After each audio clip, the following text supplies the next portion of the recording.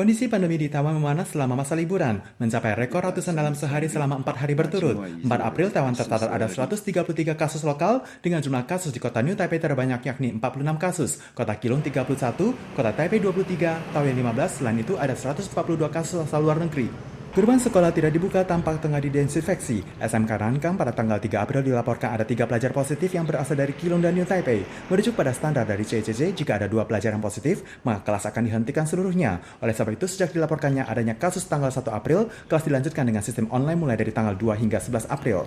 Departemen Kesehatan Taipei tanggal 4 April pagi mengumumkan jejak rekam kasus positif yang berada di kawasan Shilin dan Peitoho, juga mencakup bioskop Ambassador, stasiun MRT Tachi hingga Liu Zhangli. Bahkan ada yang sempat makan di restoran One Pin dan Legend Family. Warga diimbau jika bergejala dapat segera melakukan tes pemeriksaan. Tanggal 3 April, kasus lokal di kota New Taipei mencatat 71 kasus, menjadi yang terbanyak dan merebak hingga ke lingkungan sekolah. Total 8 sekolah yang menghentikan kelasnya. Wali kota New Taipei, Hou Yui, saat sidak ke distrik Sansha tanggal 4 April pagi, berharap pandemi tidak terus merebak. 目前我们看起来，三峡这几天湿热确实很高，不过在昨天，包括今天，看起来疫情的数字是有下降的趋势。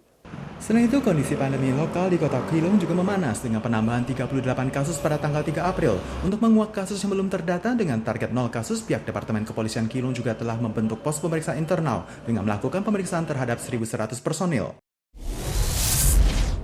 Merujuk pada CCC, sejak 1 Januari jumlah total kasus mencapai 1.530 orang. Ada 99,8% yang asimptomatik dan gejala ringan, sementara yang bergejala berat mencapai 0,2%. Hal ini juga menarik perhatian publik jika Omicron telah berubah menjadi flu musiman. 以这样的一个数目1-2千人的数目不足以来说明说它已经是流感化，但至少我们知道现在目前来讲，重症的比例相对低。 Chen Shizhou menyebutkan merujuk pada jumlah kasus positif lokal dan luar negeri dapat membuktikan jika Omicron memberikan gejala yang ringan, namun bagi lansia yang belum divaksin tetap akan beresiko tinggi. Namun karena kasus asal luar negeri yang mayoritas adalah kasus lama dan bergejala ringan, setelah didiskusikan dengan para pakar, pihak CCC menyetujui untuk memperlonggar protokol kesehatan. Mulai saat ini, bagi kasus baru atau dengan hasil bukti tes awal PCR dengan indeks CT di bawah 30, maka akan dikeluarkan dari kategori masa inkubasi atau hasil tes capai 10 hari. Selain itu, jika kasus lama dengan hasil tes awal PCR berindeks lebih dari 30, dikeluarkan dari kategori positif namun bersyarat. Cuaca di berbagai kawasan saat musim liburan Festival Changbeng dingin dan basah. 3 April, Huangshan tercatat bersuhu 2,2 derajat Celcius dan salju pun turun dari langit yang membuat turis di Songxue Lodge berdecak gembira.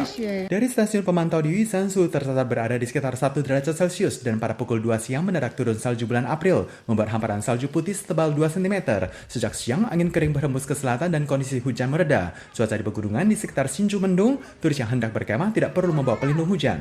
未来一周目前来看，有北边没有比较明显的天气系统影响，所以从明天白天开始一直到整个6日的话，温度都是呈现逐步的回升的一个状况。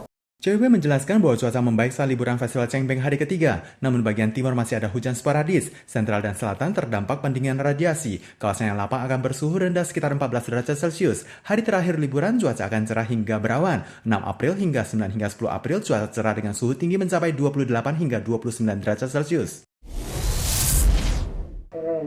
Bayi yang baru terlahir selalu memberikan kebahagiaan, namun tak kala orang tua adalah pekerja migran maka akan penuh dengan perasaan tak berdaya.